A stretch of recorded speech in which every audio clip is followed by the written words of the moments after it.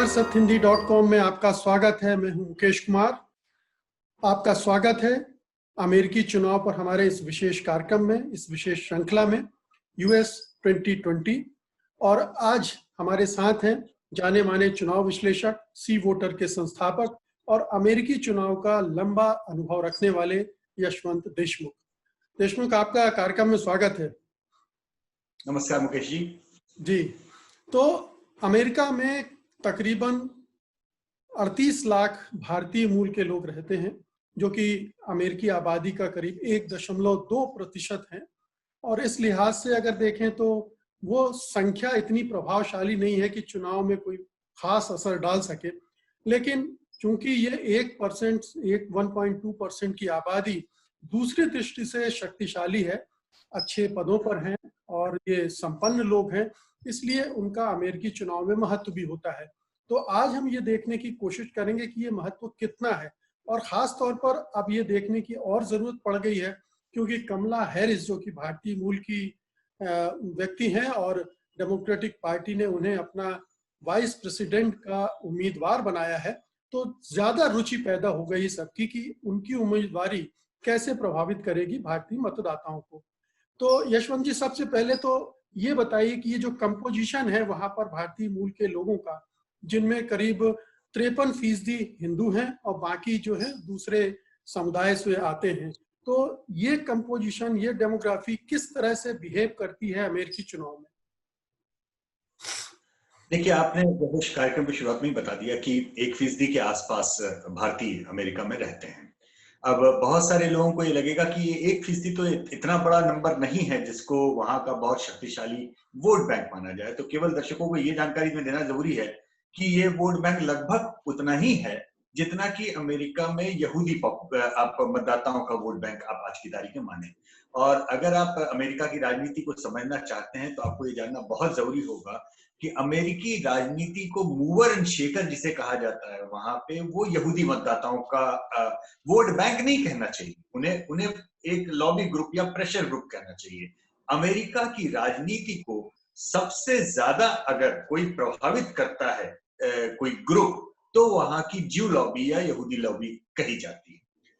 अब इतने कम वोटों के साथ में अगर वो लॉबी प्रभावित करती रही है तो उसका कोई तो कारण होगा। तो उसके हिस्टोरिक कारण गिनाए जाते हैं कि भाई द्वितीय विश्व युद्ध के बाद में और इजराइल और वो सारे। लेकिन सच्चाई दरअसल हमें और आपको पता है कि राजनीति ये इतने कोई मोह और सिद्धांतों के ऊपर लड़ी जाने वाली चीज तो है नहीं। उसके पीछे कुछ कोर कंपोनेंट होते हैं और दुनिया भर में राजनीति का एक सबसे बड़ा कोर कंपोनेंट जो है मुकेश जी, वो हम जानते हैं, वो पैसा है, मनी पावर। तो कैंपेन में पैसे का जो पावर होता है, कैंपेन को चलाने के लिए, जो रोल आउट करने के लिए जो पैसे की पावर होती है, वो पावर इतनी शक्तिशाली है अमेरिका में, जिसके कारण ज्यू लॉबी, वोट नहीं कहना चाहिए, ज्यू लॉबी वो सबसे ज्यादा महत्वपूर्ण रही इतने सालों तक, दशकों। आप ये कहना चाहते हैं कि जैसे ज्यू लॉबी है वैसे ही हमको इंडियन लॉबी की बात करना चाहिए, इंडियन मतदाताओं की बात नहीं करनी चाहिए?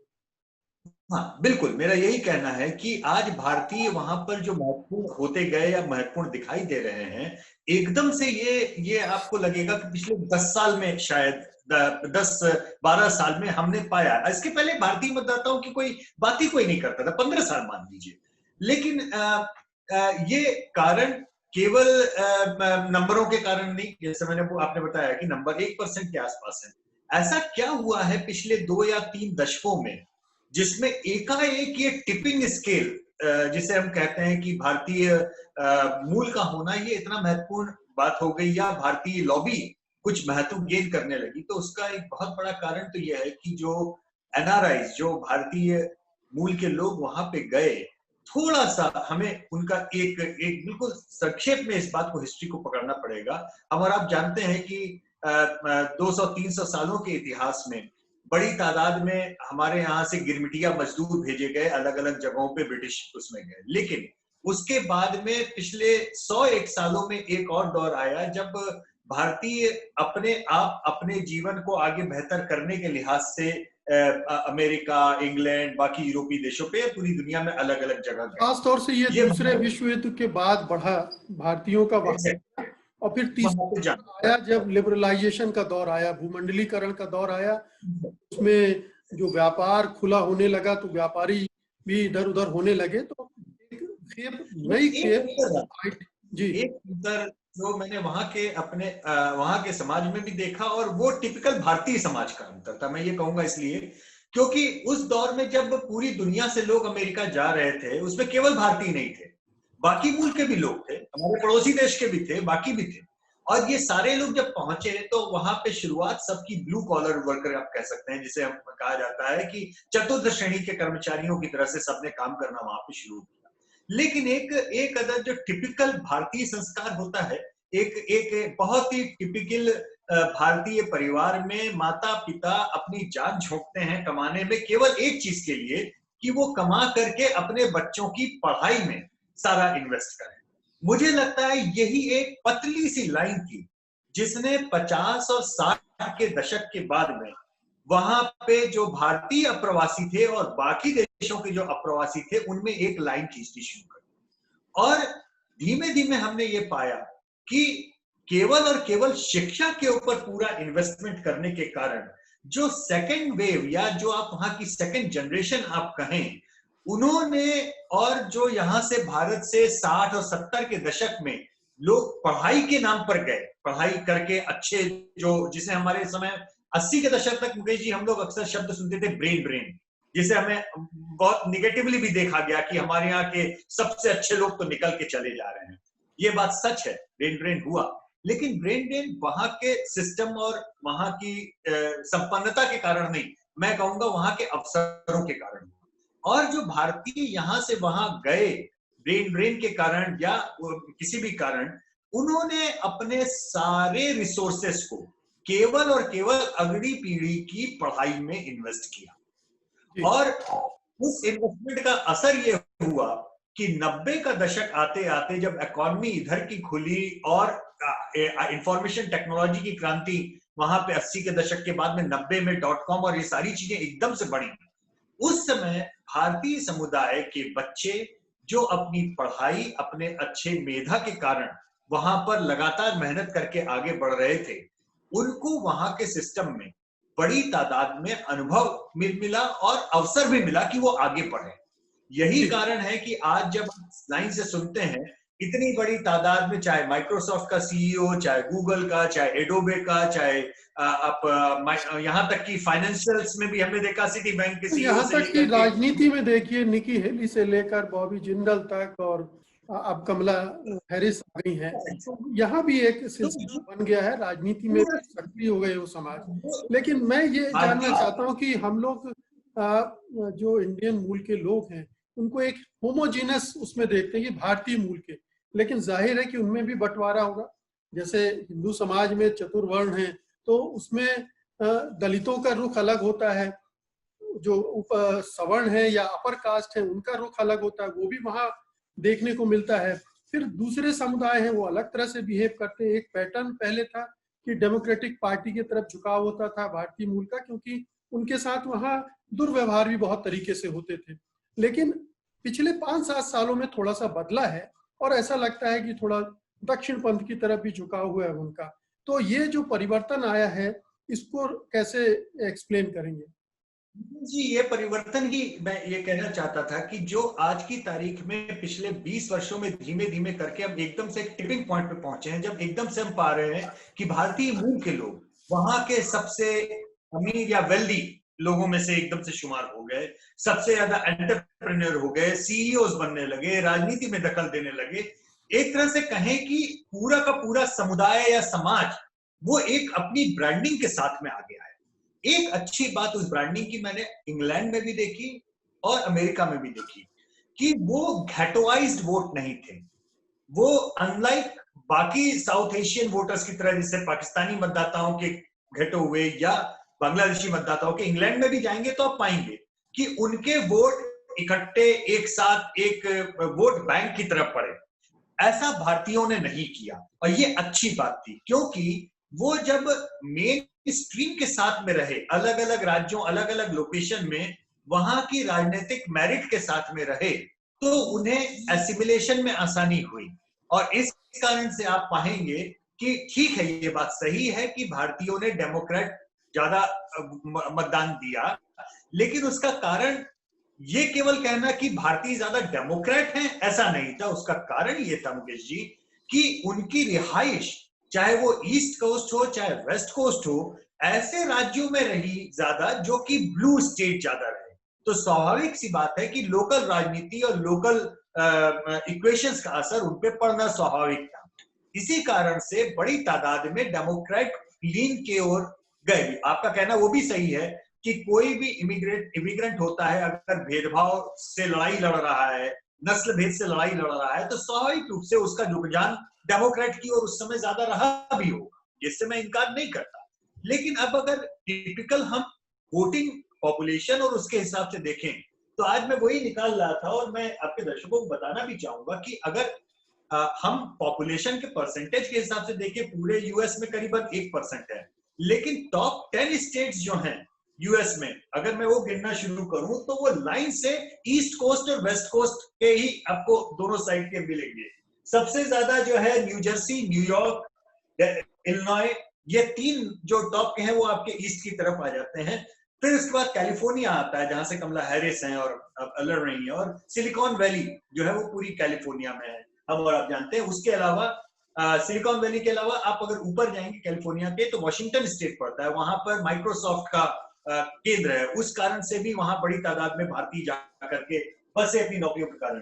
लेकिन मैरीलैंड, वर्जीनिया, कनेक्टिकट, अगर आप टॉप 10 स्टेट उठाएंगे भारतीयों की कंसंट्रेशन के, तो आपको आश्चर्य होगा कि उनमें से 9 परमानेंट डेमोक्रेट स्टेट्स हैं। परमानेंट मतलब जैसे ब्लू स्टेट या डार्क ब्लू, इनमें से एक भी स्विंग स्टेट की श्रेणी में भी नहीं आता है। तो अमेरिकी भारतीयों का झुकाव ज्यादातर डेमोक्रेट ही रहा है। अब अगर हम इसे, जो आपने 5-7 सालों में दक्षिणपंथी रुझाव की और आपने एक इंडिकेशन दिया, उसको हम कहीं कहीं इसको आजकल भारत में हम लोग जोड़ लेते हैं कि भाई हाउडी मोदी हुआ, या मोदी के जो सपोर्टर्स वहां पर हैं वो रिपब्लिकन ज्यादा रहे हैं। ये पूरी तरह सत्य नहीं है।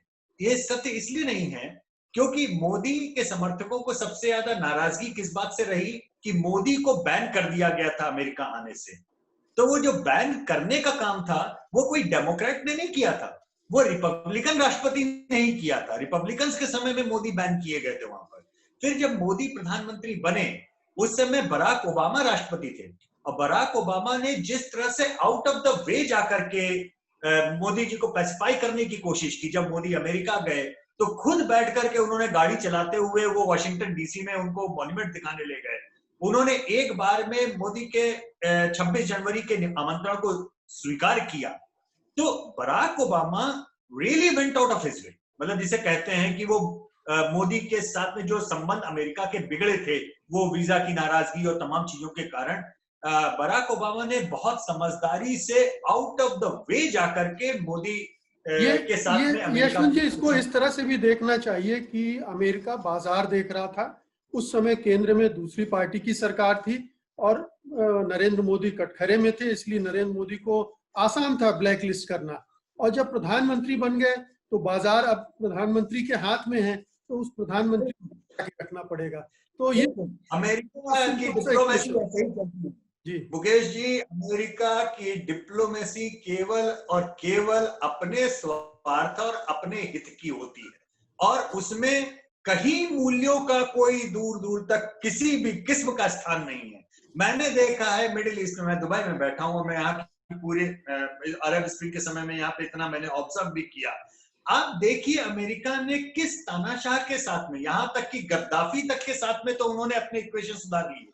कौन सा ऐसा गलत व्यक्ति दुनिया में नहीं है जिसके साथ में अमेरिकन ने अपने संबंध न रखे हो, और कौन सा ऐसा अच्छा व्यक्ति नहीं है जिसके साथ में अमेरिकन ने अपने संबंध ना बिगाड़े हो, दोनों चीजें। तो अमेरिका का बिल्कुल आपने सही पकड़ा। भारत का बाजार उस समय यूपीए केंद्र में था, उनको जो भी समझ में आया उन्होंने मोदी को बैन किया। मोदी प्रधानमंत्री बने, उन्होंने फटाफट रेड कारपेट निकाला, बिछाला, आरती उतारी, तिलक लगाया, नमस्ते करके लेके आ गए। बराक ओबामा के साथ में नरेंद्र मोदी की फ्रेंडशिप इतनी हो गई कि वो फर्स्ट नेम बेसिस पे जब मोदी बराक करके संबोधित करने लगे, हमें आप समझ सकते हैं ये चीजें सामान्य नहीं है, छोटी नहीं है। तो ये कहना पूरी तरह से कि नरेंद्र मोदी के कारण इंडियन अमेरिकन कम्युनिटी वहां की रिपब्लिकन हो गई है एकदम, ये थोड़ा सा गलत होगा, क्योंकि डेमोक्रेट बराक ओबामा के साथ में नरेंद्र मोदी के संबंध बहुत अच्छे रहे और वहां पर लोकल पॉपुलेशन ने भी डेमोक्रेट्स को हमेशा से ज्यादा सपोर्ट किया। मुझे अभी हम ऐसा एक लगता सर्वे देख रहा था मैं, उसमें ये पता नहीं कितना ऑथेंटिक है वो, कि 65% जो भारतीय मूल के मतदाता हैं उनका झुकाव रुझान डेमोक्रेटिक पार्टी की तरफ है। तो क्या इस एक वजह ये मानी जाए कि एक तो कमला हैरिस भी ऐड हो गई है उसमें, दूसरा ये कि ट्रंप के शासन के दौरान जो वीजा नियम है उनमें कड़ाई की गई है और उन्हें लग रहा है कि ट्रंप का रहना उनके हित में नहीं है, भले ही मोदी के दोस्त हो गए हों। और कुछ ऐसा भी नहीं हुआ है 4 साल में कि ट्रंप ने भारत के हित में बहुत सारे कदम उठाए हों, भारत के साथ संबंधों में सुधार किए या भारत को टेक्नोलॉजी या दूसरे मोर्चे पर कुछ बहुत ज्यादा मदद की हो। तो ये रियलाइजेशन भी है क्या वहां की पॉपुलेशन, इंडियन पॉपुलेशन? देखिए, बड़ी विचित्र स्थिति है, आपको बताऊं, इंटरेस्टिंग लगेगा आपको ये बात सुनने में और हंसी भी आएगी कि वीजा वाले मसले के ऊपर जो वहां के भारतीय हैं, भारतीय वहां दो तरीके से हैं मुकेश जी। एक जो कि वहां पर पासपोर्ट ले चुके हैं, जो वहां पे वोट दे सकते हैं, जिनकी वास्तव में वहां पे दखल है। दूसरे बड़ी तादाद में भारतीय ऐसे हैं जो H1B वीजा के ऊपर गए हैं, 3-3 साल पे उनका वीजा रिन्यू होता है, उतनी भर उनकी भूमिका है, वो आवाज ज्यादा करते हैं, लेकिन स्थानीय लेवल पे उनका प्रेशर है सच उस तरीके से आप बोले तो वो चीज नहीं मानी जाती। एक बड़ी विचित्र स्थिति यह है कि भारतीयों के नए अप्रवास, जो नई लेयर जा रही है, उसको लेकर के वहां के पुराने भारतीय पॉपुलेशन भी बहुत कंफर्टेबल नहीं है, क्योंकि नौकरियों के ऊपर देखिए सीधी सी बात है, अंत में इकोनॉमिक्स आती है। ये वैसी स्थिति हो गई जैसे भारत में रिजर्वेशन पॉलिसी अगर आ गई तो भारत के ही भारतीयों की नौकरी कट के दूसरे भारतीयों को मिली, तो हमने देखा उसमें भी खिंचाव हुआ और टकराव हुआ। उसी तरीके से जो इंडियन अमेरिकन वहां पहले थे, उनकी नौकरी के ऊपर अगर गाज पड़ी तो वो भी उतने ही एलर्जिक हुए इमिग्रेशन पॉलिसीज को लेकर के जितने वहां के गोरे या नॉर्मल या बाकी लेकिन इनमें अमेरिकन ये भी तो होगा, बहुत सारे लोगों के मित्र भी होंगे, रिश्तेदार भी होंगे जो उन्होंने बुलाए होंगे, कुछ समय बाद उनको वीजा मिल जाएगी, इस तरह का प्लान भी होगा।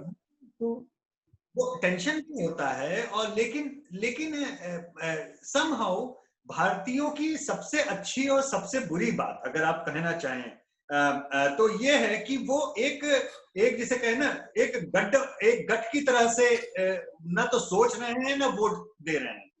ये बुरी बात भी है, क्योंकि आप सोचते हैं कि यार इनका कोई वोट बैंक क्यों नहीं है, हम प्रेशर ग्रुप क्यों नहीं वैसे बना पाते। लेकिन अच्छी बात यह है कि अमेरिकी राजनीति में वो घुल मिल के भी कर रहे हैं। तो आपका कहना बिल्कुल दुरुस्त है, उसमें ट्रंप ने ऐसा कुछ भी नहीं किया है जिसके कारण रिपब्लिकन्स की ओर भारतीय लॉक स्टॉक एंड बैरल जाए। ये ट्रंप ने कुछ नहीं किया है। दुर्भाग्य से जो डेमोक्रेट साइड है उसके कई नेता और कई लीडर्स के जो बयान या पॉलिसी लेवल के इंटरवेंशंस रहे हैं, खासतौर पे बर्नी सैंडर्स के, उनमें भारत, कश्मीर, 370, पाकिस्तान, इन इक्वेशंस के ऊपर उन्होंने जो स्टैंड लिए हैं, वो वहां के पुराने से पुराने भी जो डेमोक्रेट समर्थक इंडियन रहे हैं उनके गले नहीं उतरा। हाँ, लेकिन ये हम लोग जानते हैं कि अपोजिशन में रह के जो बयान दिए जाते हैं, जब आप पावर में आते हो तो आप दूसरे तरह से बिहेव करते हो। तो ये डेमोक्रेटिक पार्टी की सरकारें रही हैं और वो उनका बिहेवियर भी हमने देखा कि कभी वो कश्मीर के सवाल पर आगे नहीं बढ़े हैं या किसी दूसरे मसले पर जहां पर भारत को कोई असुविधा हो, इस तरह का दबाव उन्होंने नहीं डाला। अब मैं आपसे ये जानना चाहता हूँ कि आज की तारीख में क्या साइकी है? ऑर्गेनाइजेशन ऑफ इस्लामिक कंट्रीज जो सबसे बड़ा ब्लॉक है, जिसमें 50 साल तक जो है कश्मीर के नाम पे भारत को धोया गया, और यहाँ पे उन ओआईसी ब्लॉक के जो सिरमौर लोग हैं उन्होंने भी कश्मीर पे भारत का समर्थन कर दिया, एक तरह से कुछ नहीं बोला। तो स्वाभाविक सी बात है, डिप्लोमेसी में हर कोई अपना हित, अपना स्वार्थ, अपने इक्वेशन भारत के साथ में अपनी सुविधा के हिसाब से देखता है। वही चीज अमेरिका के साथ में, कमला हैरिस अगर भारत के लिए अच्छी होंगी तो वो इसलिए अच्छी होंगी क्योंकि उनको लगेगा अगर कि भारत से संबंध सुधारना अमेरिका के लिए बेहतर है, तो वो रातों रात बहुत अच्छी हो जाएंगी। अगर कल के दिन उनको लगा कि इस समय पाकिस्तान का साथ देना अमेरिका के हित में है, तो यकीन मानिए कि कमला हैरिस को 2 सेकंड नहीं लगेंगे मोहम्मद अली जिन्ना के ऊपर सबसे ज्यादा अच्छे बयान देने में, 2 सेकंड नहीं लगेंगे। इसलिए हमें किसी भी ये मुगालता नहीं होना चाहिए कि नेताओं के आने या किसी के भारतीय मूल के होने या नहीं होने से भारत अमेरिका संबंधों पर असर पड़ेगा। भारत अमेरिका संबंध विशुद्ध रूप से अमेरिकी नेताओं को उनके हित में जो लगेगा उसके हिसाब से वो करेंगे। ये ठीक है कि डोनाल्ड ट्रंप ने इतना जरूर एक नब्ज को पकड़ा, वो नब्ज भी केवल इसलिए पकड़ा मुकेश जी क्योंकि 2016 में भी उनकी कैंपेन की एक इस्लामोफोबिक लाइन रही, एक एंटी इस्लाम लाइन उन्होंने पकड़ी हुई थी, उसका वोटों का उनको फायदा था। उसी फायदे में उनको एक पतली सी चीज समझ में आई कि इंडियंस तो डेमोक्रेट हैं, लेकिन कितने भी डेमोक्रेट हों वो पाकिस्तान के नाम पे बरगला जाते हैं, पाकिस्तान के नाम पर वो आपा खो बैठते हैं। बल्कि तो अगर मैंने पाकिस्तान ये स्टेटमेंट भी दिया था कि I am a fan of Hindu and India, तो हिंदुओं को भी कर दिया तो इसके बरक्स वो रखकर उसको इस्तेमाल कर सके। और वो 1 जनवरी 2 साल पहले आपको याद होगा उनका एक ट्वीट आया था 1 जनवरी को कि Pakistan is not a friend, कुछ करके उन्होंने बिल्कुल नो मोर करके वो बयान दिया। तो उन्होंने एक पतली लाइन उस इस्लामोफोबिया कैंपेन की पतली लाइन ये पकड़ ली कि इस्लामोफोबिया और नॉट, इतना तय है कि एक एवरेज भारतीय पाकिस्तान के नाम पर बिल्कुल सदड़ खड़ा हो जाता है, उसको नॉन निगोशिएबल आता है। और दुर्भाग्य से उसी समय बर्नी सैंडर्स और डेमोक्रेट साइड का जो लाइन रहा वो उसके ठीक उतर रहा, उल्टी तरफ रहा। तो वो कंट्रास्ट की तरह से जो सामने आया, उस चक्कर में एकदम से एक आप मोमेंटम आप देखते हैं कि वहां पर बनता चला गया उस तरीके का कि एज इफ कि अब डेमोक्रेट्स छोड़ करके वो भारतीय वो जा रहे हैं रिपब्लिकन। तो यशवंत जी आज की तारीख में वहाँ ये इस्लामोफोबिया, पाकिस्तान फोबिया, ये सब कितना काम कर रहा है? आज तो पाकिस्तान बहुत ही दबा हुआ एक मुल्क दिख रहा है जिसकी कोई सुनवाई नहीं हो रही। अपने मतलब धार्मिक हिसाब से देखें तो इस्लामिक देशों के संगठन में भी नहीं हो रही है। तो अमेरिका नहीं सुन रहा है, कोई अंतर्राष्ट्रीय मंच पर उनकी बात नहीं सुनी जा रही। तो पाकिस्तान को लेकर अब उतनी चिंता हिंदुस्तान में रहने वाले लोग भी नहीं कर रहे। तो अमेरिका में रहने वाले कितने कर रहे होंगे। दूसरा जो इस्लामोफोबिया था वो भी हमने देखा कि पिछले 3, 4, 5 सालों में कम होता चला गया लगातार। तो ये कितना असर पड़ेगा। दूसरा मैं ये जानना चाहता हूँ कि आज की तारीख में उनकी साइकी क्या है, इंडियन ओरिजिन के जो वोटर हैं उनकी साइकी किस तरह से काम कर रही है। देखिए ओवरऑल जो हमारे आंकड़े दिखा रहे हैं वो ये दिखा रहे हैं कि अभी भी बड़ी बहुतायत में जनमानस जो है वो डेमोक्रेट्स के साथ में ही बना हुआ है। लेकिन ये आंकड़े कतई ये बिल्कुल नहीं दिखा रहे हैं कि कमला हैरिस के आने के बाद में एकदम से उसमें कुछ जंप आ गया है, ऐसा नहीं है। हमने ऐसा पहले बताया कि इंडियंस अगर डेमोक्रेट्स को वोट देते हैं या प्रो डेमोक्रेट हैं तो वो बराक ओबामा के कारण ज्यादा होंगे, मिशेल ओबामा के कारण ज्यादा होंगे, जो बाइडेन उनके सहयोगी रहे इस कारण से ज्यादा होंगे, बजाय इसके कि कमला हैरिस के कारण इंडियंस वोट देंगे, ऐसा नहीं है।